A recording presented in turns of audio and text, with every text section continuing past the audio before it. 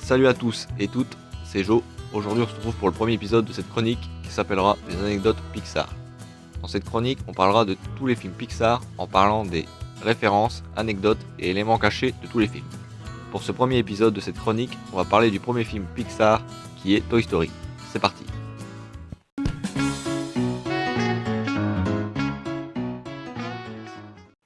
Passons sur les anecdotes et références de Toy Story. C'est parti. Numéro 1. Le concept de base du film est d'imaginer l'empilement des jouets d'une chambre d'enfant prendre vie. Numéro 2. Billy Crystal a été approché pour la voix de Buzz mais a refusé le rôle, ce qu'il a ensuite regretté. Bien que quelques années plus tard, il joua la voix originale de Bob Razowski dans un autre succès de Pixar, Monstres et compagnie. Numéro 3. John Lasseter s'est inspiré de l'un de ses propres jouets pour créer le personnage de Woody, le pantin au look de cow-boy, tandis que l'idée du personnage de Buzz l'éclair lui a été soufflée par les figurines G.I. Joe. Numéro 4. L'idée du prénom de Buzz provient de l'astronaute Buzz Aldrin, et celle de Woody d'un acteur familier des films de John Ford, Woody Strode.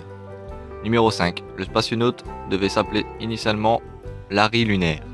Numéro 6. Le processus de création du film a duré 4 ans, c'est en 1991 que John Lasseter proposa une idée à Disney, celle d'un jouet oublié par une famille sur une aire d'autoroute.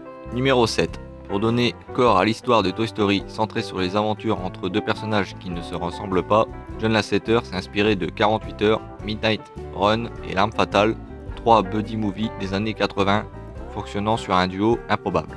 Numéro 8. Au lieu de fermer les deux yeux en même temps, tous les jouets les ferment l'un après l'autre. On ignore si c'est un choix du réalisateur ou bien une contrainte technique de l'animation. Numéro 9. Les couleurs de Buzz l'éclair ne sont pas anodines. Le blanc rappelle la couleur des tenues des astronautes, le vert est la couleur préférée de John Lasseter et le violet celle de sa femme. Numéro 10. Le nom de Sid est quant à lui inspiré du rocker Sid Vicious, celui de son chien Scud et une référence au missile balistique développé par l'Union soviétique.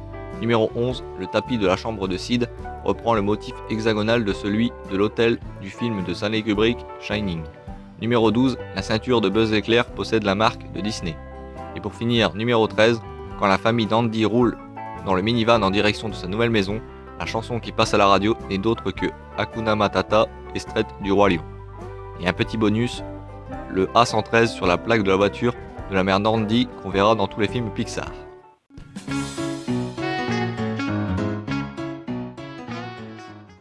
Donc voilà, j'espère que vous avez aimé la vidéo. Mettez des commentaires en dessous pour votre avis, ça m'intéresse. N'oubliez pas de vous abonner et activer la cloche. À la prochaine et bon film.